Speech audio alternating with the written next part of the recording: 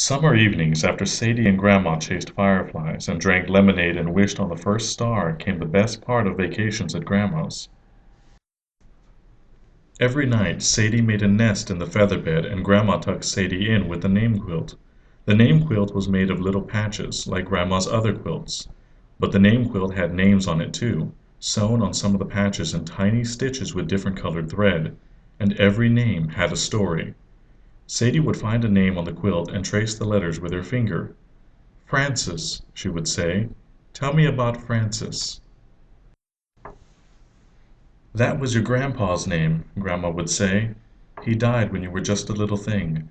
When Mama was little he used to take her up to the woods to get walnuts. 'Want to go throw up?' he'd ask her. Then they'd go throw sticks at the trees to make the walnuts fall. Did I tell you about the time there was a bear in the walnut tree?" "Tell it again," Sadie said, and Grandma did. Sadie found another name, this one in fancy blue stitching. "Tell me about Avenel," Sadie said.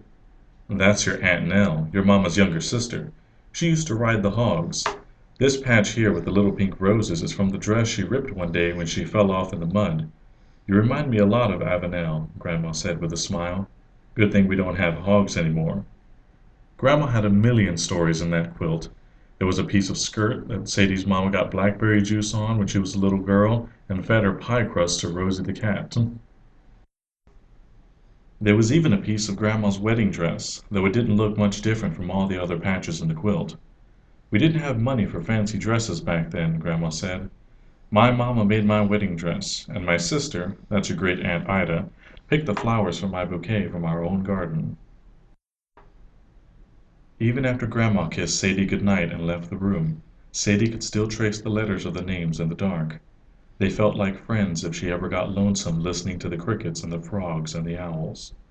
Then a terrible thing happened.